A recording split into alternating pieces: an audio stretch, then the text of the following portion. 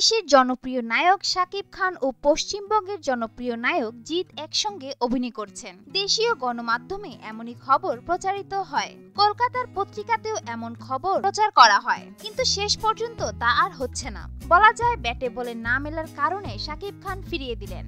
সম্প্রতি জাজ মাল্টিমিডিয়ার সঙ্গে যৌথ প্রযোজনায় নেমেছে পশ্চিমবঙ্গের নায়ক জিতের প্রযোজনা প্রতিষ্ঠান গ্রাসরুট প্রোডাকশন। প্রথম ছবি বস 2 এর গল্প এবং কলাকৌশলীও চূড়ান্ত হয়েছে।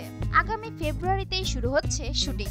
এদিকে বস 2 ছবিতে জিৎ চেয়েছিলেন শাকিব খানের সঙ্গে একই ছবিতে অভিনয় করবেন। প্রযোজনায় থাকবে জাজ ও গ্রাসরুট, কিন্তু জিতের এই প্রস্তাব ফিরিয়ে দিয়েছেন শাকিব খান। শাকিব জানান, দুইজনকে মূল ভূমিকায় রাখতে হলে গল্প বিন্যাসে পরিবর্তন আনতে হবে।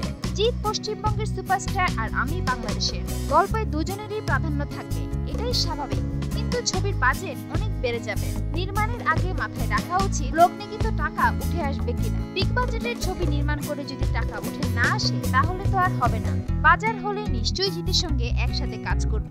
সুপ্রিয় দর্শক, আমাদের ভিডিওটি যদি আপনাদের ভালো লেগে থাকে তাহলে এখনই সাবস্ক্রাইব করুন, লাইক, কমেন্ট ও শেয়ার করে সঙ্গেই থাকুন।